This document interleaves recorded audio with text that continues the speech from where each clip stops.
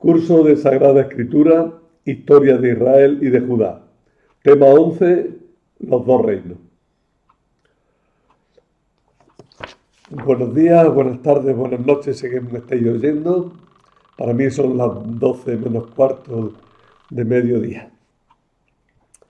Así es que vamos a comenzar con este tema que me está costando mucho trabajo empezar, porque primero me fallaba la pantalla, luego se ha cortado de improviso, en fin, ha tenido su historia el comienzo de esta grabación. Espero que ahora funcione correctamente. Este tema es largo, pero tengo que hacerlo en uno solo porque me he detenido mucho en los temas anteriores y si no, no damos al final del curso ni la mitad de lo que teníamos que dar. Así es que vamos a intentar que este tema tenga sus dimensiones exactas y nos aproveche el conocimiento que tenemos. Vamos a ver cómo describe la Biblia los acontecimientos del periodo que va desde la muerte de Salomón hasta la caída de la ciudad de Samaria en manos de los asirios. Por tanto, recorremos un periodo largo, y en el cual, según la Biblia, hay 20 reyes en el norte y 20 reyes en el sur. Eso ya nos resulta un poco extraño y da un poco la sensación de que hay una cierta combinación de datos y una cierta adaptación. La única fuente que tenemos nosotros para conocer este periodo de una forma un poco detallada es la misma Biblia.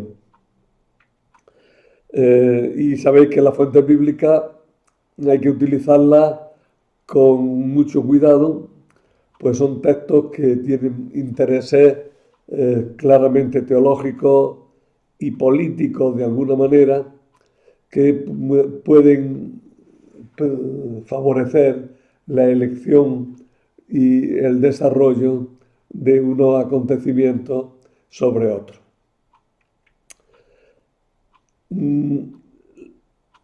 Hay periodos, además, dentro de este gran periodo, hay periodos que son muy oscuros, no se sabe nada, no dejaron documentos.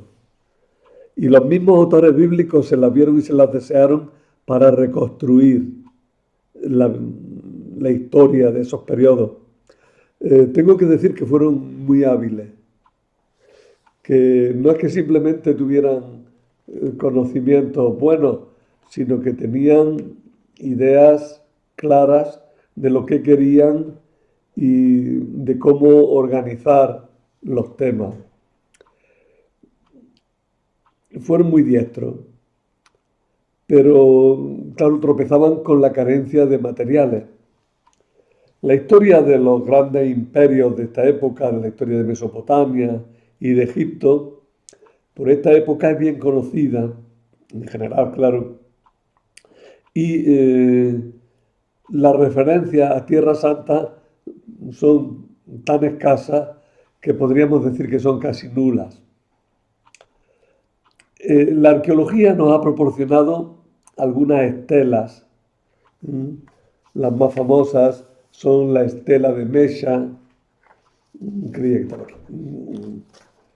Aquí está.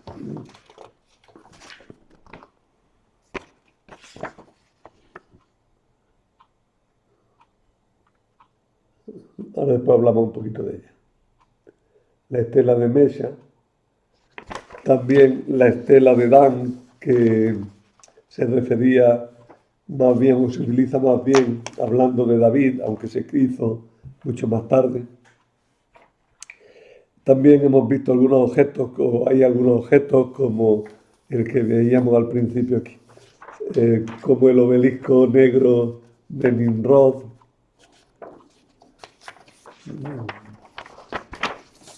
Este obelisco en el cual, luego lo explico, pero ahora mismo, en el cual se representa a Jehú rindiendo homenaje a Salmanasar. Ahora después lo explico. Como veis, tenemos una serie de objetos, también restos de algunas ciudades, pero la arqueología tampoco es muy pródiga en todo esto, ¿eh? No tenemos demasiado. Ahora, fuente para estudiar esto, si queréis coger algo, aparte de lo que yo explico aquí, tenéis la historia que ya he citado otras veces de Castel, ¿eh?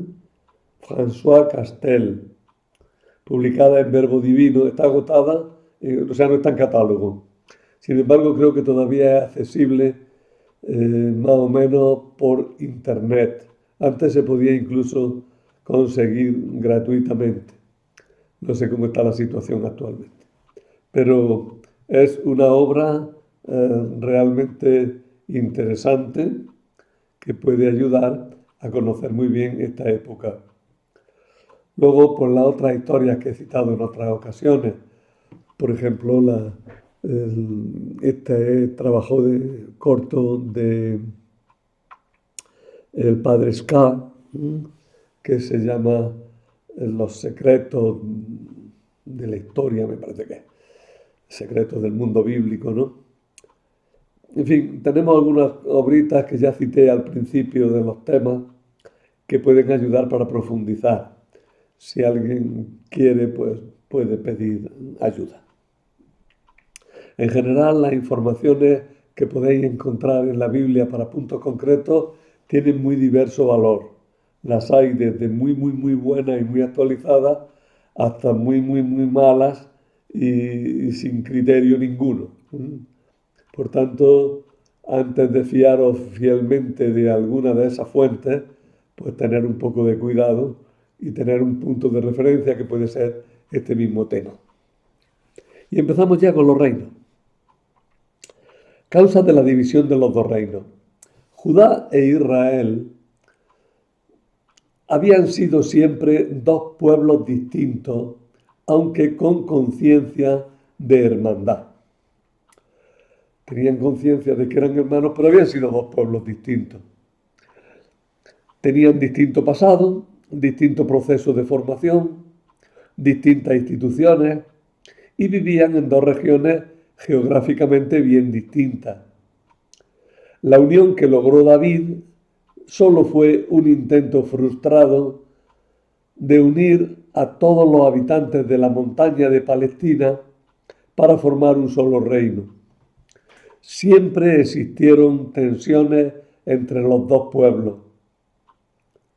David, identificado con Judá, tuvo muchas dificultades con Saúl, identificado más bien con Israel. Y luego, durante el reinado de David, la revuelta de su hijo Absalón y de otro personaje llamado Seba, que aparece en 2 Samuel 20, muestran la tensión que existía. Cuando había cualquier sublevación contra el rey de Jerusalén, los del norte enseguida se sublevaban también ellos. Y eso pasó a la caída de Salomón. Cuando cayó Salomón, apareció con toda claridad la tensión entre los dos reinos. La Biblia da las siguientes razones como causas inmediatas de la ruptura. La primera es la dureza de Salomón. Los del norte, los de Israel, decían que Salomón había llegado a tratar al norte como tierra conquistada, como colonia, empleando a sus habitantes en trabajos forzados y cargándolos de tributos. La segunda causa fue la crisis económica de los últimos años del reinado de Salomón, que implicó incluso pérdidas territoriales. La tercera causa, el sincretismo religioso, es decir, no solo se adoraba a Yahvé, sino que en muchos casos se intentaba adorar y se hacía. Se adoraba a otros dioses, a los dioses cananeos, principalmente al dios Baal, a la diosa Astarte. Y ese sincretismo religioso, según la Biblia, fue también importante incluso al final del reinado de Salomón. Y finalmente fue decisiva para la ruptura la poca habilidad del hijo de Salomón, Roboam. Este era el hijo y sucesor del rey y sus consejeros fueron bastante poco hábiles. Es verdad que tenía unos consejeros que habían sido consejeros de su padre, que eran ya gente madura, pero estos consejeros no eran escuchados por el rey, que prefería escuchar a los muchachos que le rodeaban. Y así la Biblia dice que unos insensatos aconsejaron mal a Roboam y ese mal consejo trajo como consecuencia que el reino se dividiera. Y por último, había una causa que facilitaba las cosas y era que el norte tenía su hombre en la figura de Jeroboam, que había sido rebelde contra Salomón, se había exilado en Egipto y a la muerte de Salomón aprovechó para volver e intrigar y así conseguir la corona de la zona norte del antiguo Reino Unido, que se quedaba ahora como reino de Salomón, como reino de Israel. En el mapa, tenerlo muy claro, en azul celeste en el centro tenéis la parte del reino de Israel.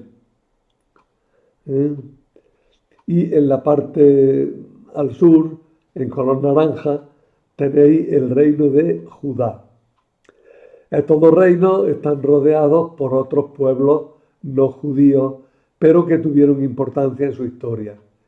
Tenemos al norte la ciudad de Fenicia, al este los arameos con la principal capital de Damasco, los amonitas con la capital de Rabat Amán, que es la actual Amán, la capital de Jordania actual. Luego estaban el reino de Moab, que está ahí en morado, color lila.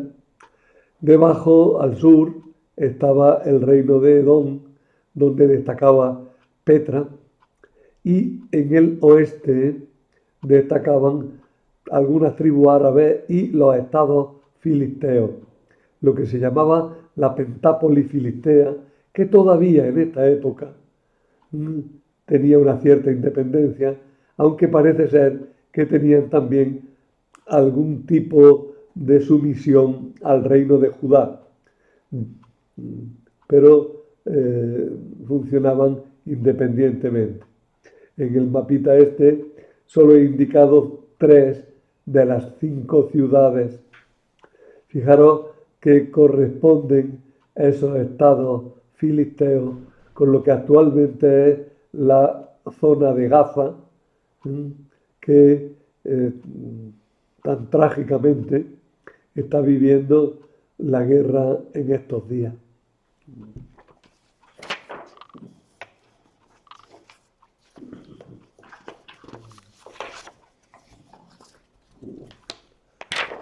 División del reino.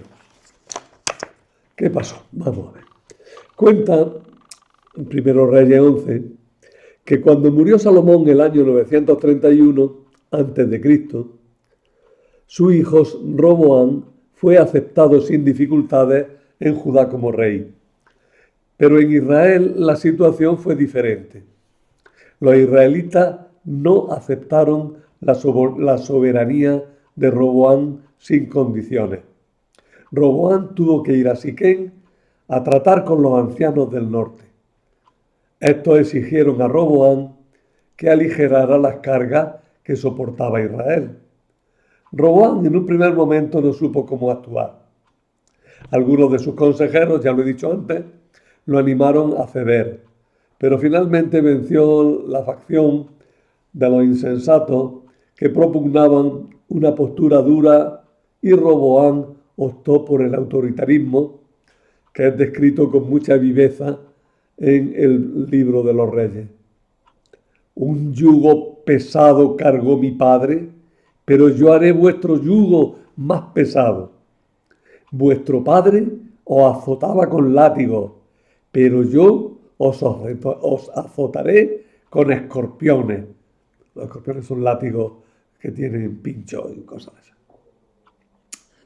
Roboam fue rechazado obviamente por el norte, por Israel.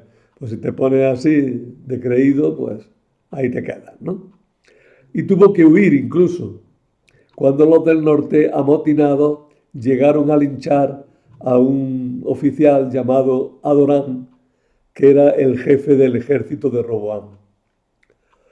Entonces los israelitas, los del norte, proclamaron rey a Jeroboam, y Roboam no se sintió con fuerzas suficientes para combatir a los secesionistas del norte, aunque había logrado controlar la zona de Benjamín hasta Ramá, que desde entonces siempre fue ciudad fronteriza. Benjamín así quedó unido para siempre a Judá, aunque étnicamente e históricamente pertenecía a Israel. Si hablamos en términos de tribus, podemos decir que 10 tribus se quedaron en el norte y tuvieron como rey a Jeroboam, y solamente 2, Judá y Benjamín, siguieron fieles al descendiente de David. Ahora tenemos que ir hablando un poco de los dos reinos un poco en paralelo. Empezamos por el norte. Jeroboam, ya lo he dicho, había sido un oficial encargado de reclutar los soldados del ejército en la época de Salomón. Era jefe de la leva. La leva es reclutar soldados. Pero se sublevó contra el rey, contando con la aprobación del profeta Agías de Silo. Vencido en un primer momento por Salomón, tuvo que exilarse en Egipto. Pero cuando se enteró de que se había muerto Salomón, volvió a Israel y fue proclamado rey. Reinó desde el año 931 hasta el 909 a.C., o sea, 22 años, y estableció su capital en Tirsa, 7 kilómetros al norte de Siquem. Todavía no se había construido Samaria, eso lo hizo un descendiente, ahora lo vemos. Bueno, no un descendiente, otro rey. Para evitar que los israelitas siguieran subiendo al templo de Jerusalén, donde estaba el arca, pues creó 2 templos. Uno muy al norte, en la ciudad de Dan, y otro más cerca de la frontera sur, en Betel. En cada uno de ellos, el trono de Dios estaba representado por toros de oro según la costumbre cananea. Fijaros, eran más o menos como este, ¿no?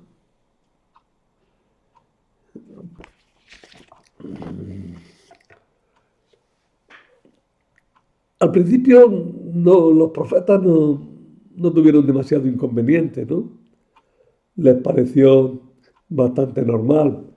Profetas tan celosos de Yahvé como Elías y Eliseo no protestan especialmente contra los becerros de oro porque no eran el Dios, sino la peana de Dios. Sin embargo, es fácil confundir al santo con la peana, como se dice en nuestro refrán. Y ya Oseas, el profeta Oseas, sí que protestó y muy duramente. Pues el pueblo empezaba a adorar al becerro en lugar de a Yahvé. Por las inscripciones egipcias sabemos que sufrió una invasión egipcia. Son los egipcios los que nos informan de que el faraón Sesonc invadió Palestina. Y la Biblia nos dice alguna cosa, pero no en relación con el norte, solo en relación con Judá. Pues nos dice que desmanteló o saqueó el templo de Jerusalén, pero no habla del norte. Sin embargo, sí que esta incursión de los egipcios tuvo que afectar duramente también al reino del norte. Cuando murió Jeroboam, le sucedió su hijo Nadab, pero fue pronto asesinado por Baasa, un militar que reinó 24 años en los que hubo muchas guerras. Cuando murió Baasa le sucedió Elá, pero de nuevo lo asesinaron bien pronto. Y tuvo lugar entonces un periodo de anarquía entre los aspirantes al trono, que fueron en un primer momento Zimri, lo mataron también pronto, y una guerra que se prolongó entre Tibni y Onri. Pero Onri resultaría vencedor. Para no perderos con todos estos nombres, os he puesto aquí una cronología muy esquemática, muy poco detallada, pero creo que lo suficientemente clara para que no os perdáis. En la columna del centro van los años, y cuando en un año a la derecha o a la izquierda tenéis un nombre, quiere decir que en ese año comenzó a reinar ese rey. Así que ya hemos visto Jeroboam, que reina 22 años, Nadab, que reinó solamente 2, Baasa, que reinó 24, Elá, que reinó 2, Zimri, que reinó solo 7 días, y luego Tibni y Onri, que tuvieron 4 años de guerra, hasta que se impuso finalmente Omri. Si vais siguiendo este cuadro, os puede ayudar un poco, incluso para ver, pues por ejemplo, que toda esta época que hemos visto coincide con los reinados del sur de Roboam, Abías y sobre todo Asa, que reinó muchos años.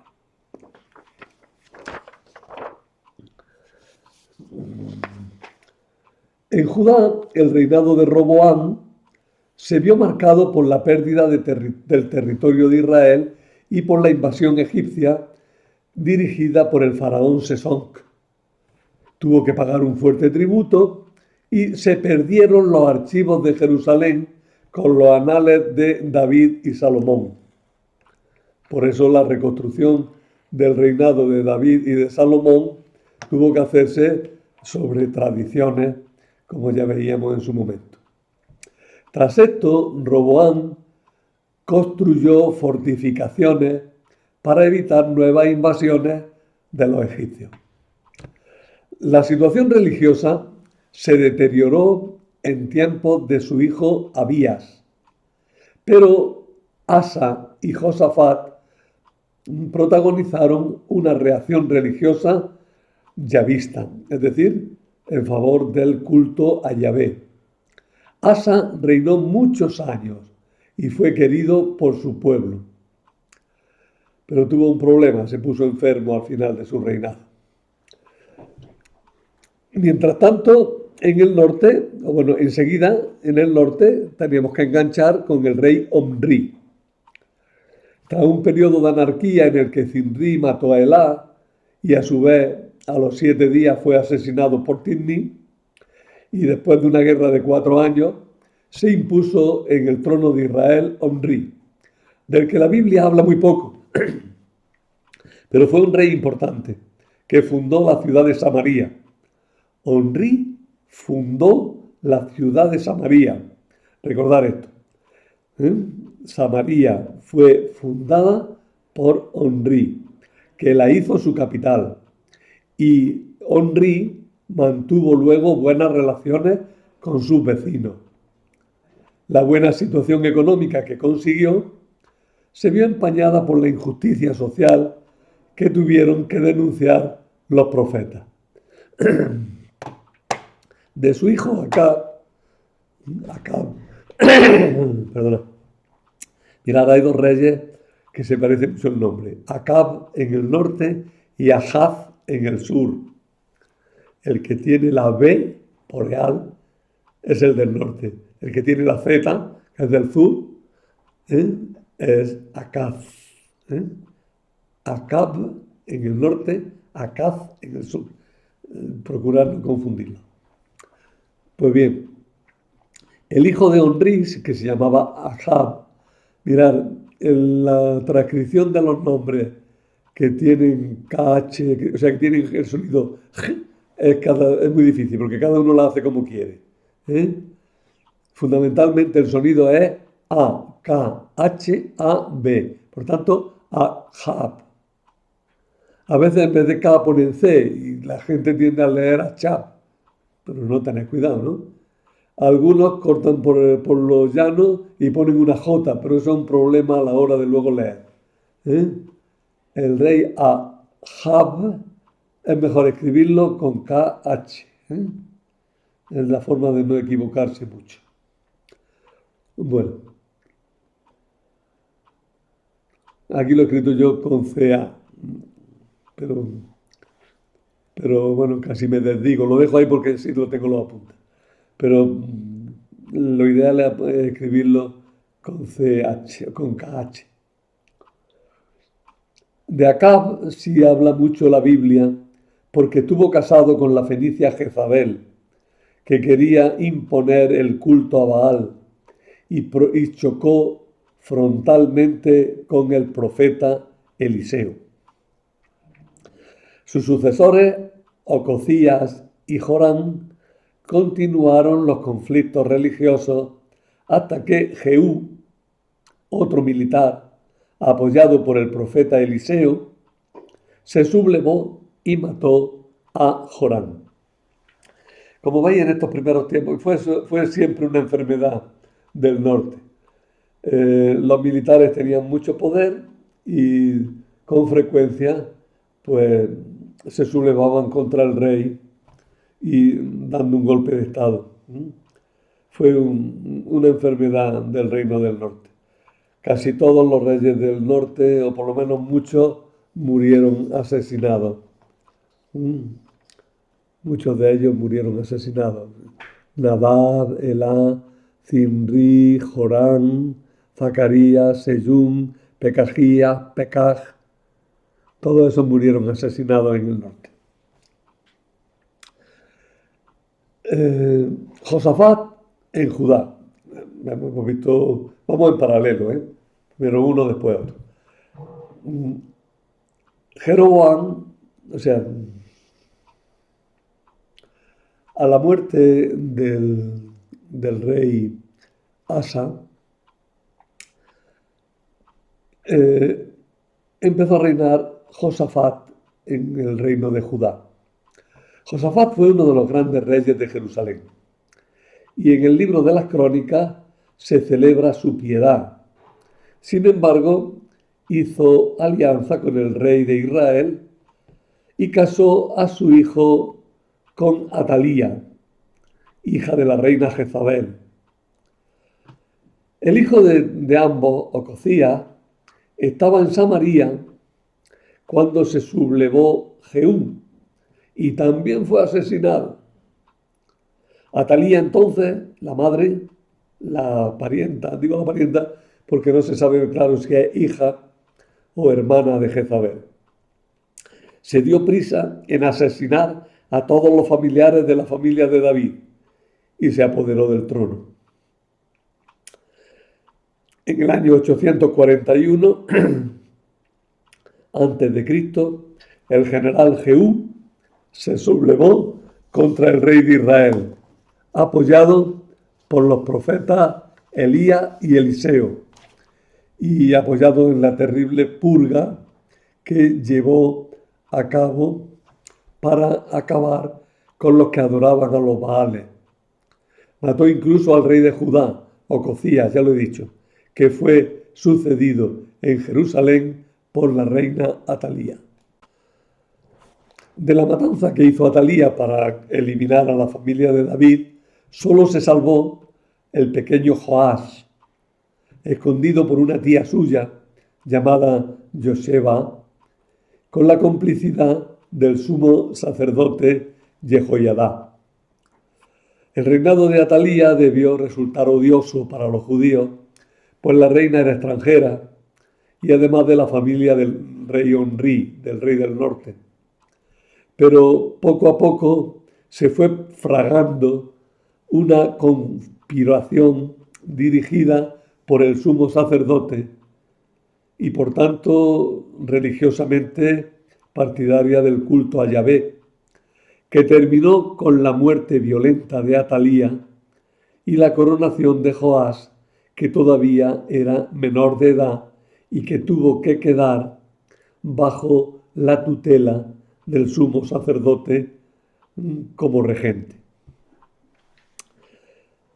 En el norte, en Israel, Jehú se hizo también con el poder, también haciendo una matanza terrible de toda la clase dirigente, que empobreció a Israel para siempre.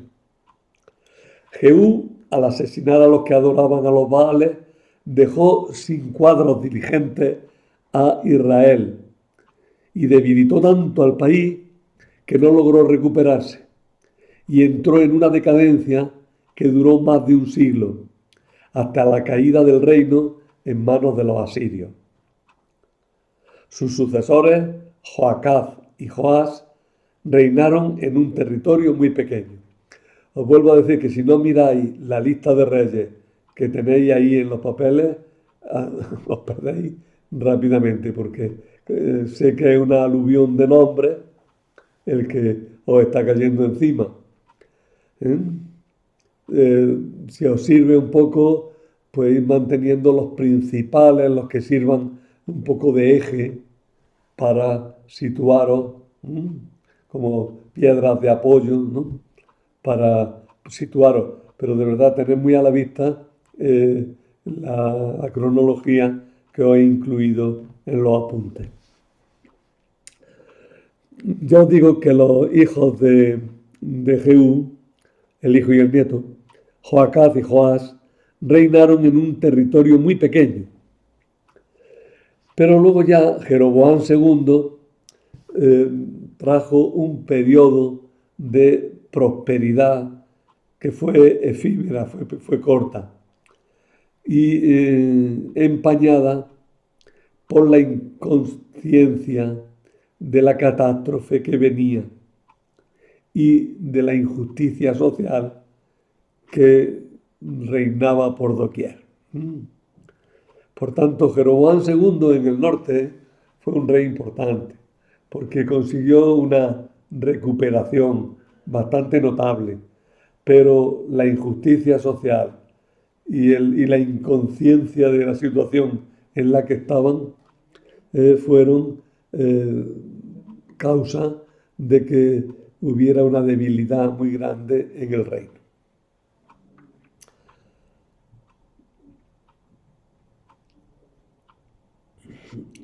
A ver si sigo. Zacarías, el último rey de la dinastía de Jehú, fue asesinado a los 6 meses de empezar su reinado. Con todo esto decimos que la dinastía de Jehú sí fue un poco larga, porque estuvieron reinando los hijos de Jehú, Joacab, Joás, Jeroboam II y finalmente este Zacarías, que el pobre reinó muy pocos días. Pero mientras tanto surge un gran problema, y es que Asiria, el reino del norte de Mesopotamia, que había estado callado por 200 años, pues empezó a resurgir con una fuerza tremenda. El Imperio Nuevo de Asiria fue el periodo de más poder de esta nación y es también el mejor conocido y el más importante para el estudio de la historia bíblica. En el siglo IX, antes de Cristo, Asurdán II comenzó una política de expansión respaldada por una fuerte reorganización del ejército. Y esta política fue continuada por Asurbanipal II y Salmanasar III, que realizaron varias campañas contra Babilonia y contra los arameos de Siria. Tiglat-Pileser III se proclamó rey de Babilonia, además de rey de Asiria, y asumió todo el ceremonial de la corte babilonia, que era un ceremonial que le daba al rey un carácter sagrado muy importante. Desplegó una actividad incansable y fue un hábil militar que renovó profundamente el ejército asirio. La moral de victoria de sus tropas fue tan grande que fueron prácticamente invencibles. Este emperador y sus sucesores emplearon con los demás países una política devastadora. Primero, demostraban su fuerza y obligaban al país a pagar un tributo anual como vasallos. En caso de rebelión o sospecha de rebelión, se intervenía al instante. Se deponía al rey sustituyéndolo por un príncipe que fuera adicto a Asiria. Y se aumentaba el impuesto y se recortaba el territorio. Y si había un menor intento, lo que fuera, un pequeño intento de nueva sublevación, se arrasaba el país.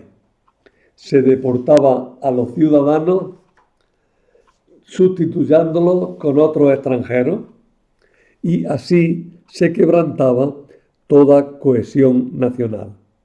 Esa política la aplicaron con Israel y con Judá, como vemos enseguida. Volvemos al sur. Tras el asesinato de Atalía, que se describe con mucha crueldad, reinó Joás en Jerusalén. La historia de Joás y Atalía fue objeto en el siglo XVIII de nuestra era en Francia de una comedia, o mejor dicho, una tragedia muy importante del gran dramaturgo francés Racine, Joás et Athalie, una obra que fue famosa y muy importante para el teatro occidental. Pero bueno, eso es una cosa marginal. Tras el asesinato de Atalía, reinó Joás. Pero Joás tuvo dos épocas. Una en la que estuvo bajo la tutoría de Jehoiada y otra en la que reinó solo. La primera parte reinó muy bien porque el sacerdote Jehoiada gobernaba con inteligencia y con fuerza, pero la segunda parte fue un desastre y el rey acabó asesinado. Pero después de Joás vino una serie de reyes de los que sabemos muy poco. Amasías, que también fue asesinado, Azarías u Ocías, que es lo mismo, que chocó con el profeta Elías, Jotam y Acaz, que tuvieron que pedir ayuda a los asirios para defenderse de la coalición del reino del norte. Fijaros, hubo una guerra entre el reino del norte de Efraín, el reino de Israel. A Israel se le llama a veces Efraín. Y hubo una guerra del reino del norte con el reino del sur porque los del norte querían independizarse de los asirios. Y entonces, como el rey del sur, Acaz, se dio cuenta que eso era un disparate e incluso llamó a los mismos asirios en su ayuda, pues se provocó una guerra entre el norte y el sur, que es conocida como la guerra siro-efraimita. Los sirios y los de Efraín lucharon contra Judá, donde reinaba el rey Acaz, que no quería sublevarse contra los asirios. Al revés, los llamó en su ayuda, pero se equivocó, porque no vinieron solo en su ayuda, sino que le impusieron a él también un tributo mayor y hubo más opresión, no solo para el norte que desapareció, sino también para Judá. Isaías, el profeta, profetizó por estos años del rey Acaz, ¿eh? Y anunció que vendría un rey que sería Emmanuel, Dios con nosotros. Los asirios finalmente vinieron, conquistaron Samaria y en lugar de ser ayuda para Judá, como he dicho, le impusieron un duro tributo y un tiempo de sometimiento del que no nos han llegado ninguna noticia. Pongo apenas, pero ninguna. El rey Menahem, en el norte, antes de todo esto, asesinó a Seyún, que había matado a su vez a Zacarías, y el reinado de Menahem coincidió con la máxima extensión y potencia del rey nuevo asirio. Israel tuvo que pagar tributo a Asiria. Pronto surgió otro rebelde llamado Pekaj, que se sometió, que provocó otra guerra, en la cual acabó venciendo. A Pekaj le sucedió Pekajías y a Pekajías Oseas, pero ya son años de tanta decadencia que no merece la pena que nos enredemos en ello. Por esta época, ya os digo, vinieron los asirios y en 722 deportaron a la población del reino del norte, que fue al exilio. Es el primer exilio de toda esta época. Los siglos 9 y 8 son los siglos de los grandes profetas. Destacan Elías y Eliseo, pero también aparecen otros profetas como Agías, Miqueas Ben-Gilla, la profetisa Hulda. También destacaron Oseas, Amós, Isaías, Jeremías. Es la época del profetismo en Israel. La labor de los profetas, transmitiendo la palabra de Dios y la valoración que hacía Dios de los acontecimientos, fue inmensa. Ellos depuraron la fe israelita y dibujaron la imagen del Dios auténtico y de la moral que se le exige al hombre en su actuación. Y llegamos así ya a los tiempos finales de toda esta época. Aquí nosotros hemos visto en un rápido recorrido toda la época de los dos reinos. ¿Qué nos quedamos en la cabeza? Bueno, fue una época en que los reinos eran muy pequeños. Estuvieron en conflicto con los grandes imperios. En la primera parte con el reino de Asiria y en la segunda parte, cuando ya se quedó solo Judá, ya lo veremos en otro tema, con Babilonia. De esta época tenemos que recordar que el reino del norte fue muy inestable. Los reyes se asesinaban uno a otro con una velocidad increíble. Por otra parte, el reino del sur era muy débil, era pequeño. Todo acabó en un gran desastre. Tenemos algunos documentos importantes, como es este obelisco que os he dicho antes que iba a explicar. El obelisco negro de Menrod, ¿eh? uno en uno de cuyos bajorrelieves se representa a Jehú rindiendo homenaje al rey de Asiria y entregándole tributo. En el obelisco, contando desde arriba, 1, 2, 3, 4, en la franja número 4 tenéis, no, perdón, sí, sí, a la derecha también lo tenéis más claramente representado y arriba en esquema que se ve mejor. El rey Jehú o su representante, pero ahí dice que Jehú está reverenciando al rey de Asiria, seguido por los oficiales asirios. Esa pequeña águila es el sol, que tiene alas. Ahí lo veis, ¿no? Este obelisco ha servido para certificar que en el Reino del Norte intervinieron los asirios y que el rey Jehú, que la Biblia lo pone bastante bien en general, aunque también le hace algunas críticas muy duras, que el rey Jehú pues tuvo que rendir tributo al rey de Asiria.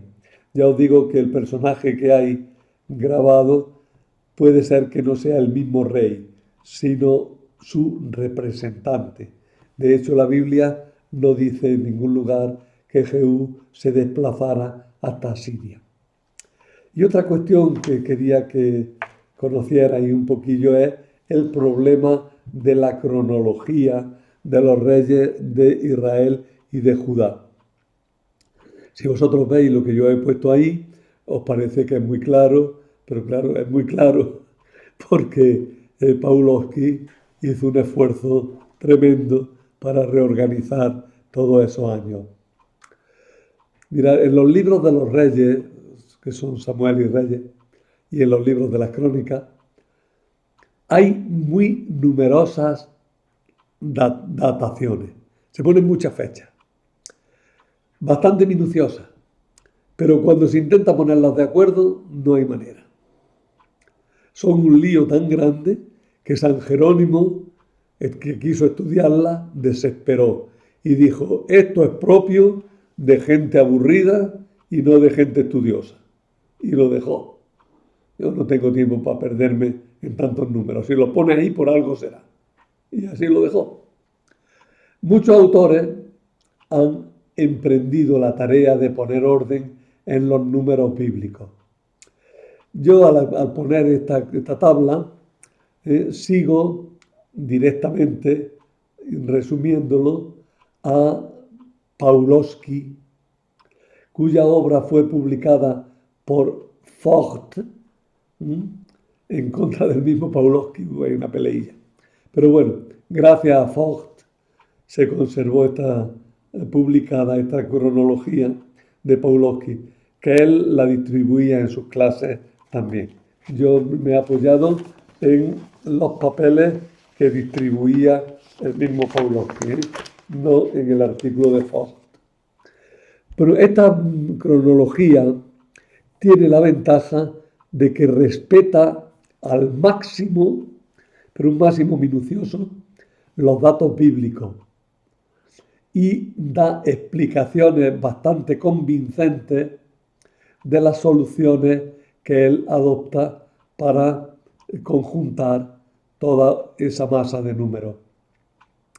A pesar de todo, en los periodos oscuros de mediados del siglo IX y de la época de Samaria, las soluciones que da Pawlowski son algo alambicadas. Otros autores son mucho más arbitrarios en sus soluciones al problema. Podríamos decir que el padre Pawlowski, con alguna dificultad insalvable, pero consiguió demostrar que la cronología que había establecido el deuteronomista en la Biblia era coherente. ¿Mm? Y entonces la reconstrucción que él hace de la cronología que había aplicado el autor deuteronomista en la Biblia, esa reconstrucción, digo, es muy válida.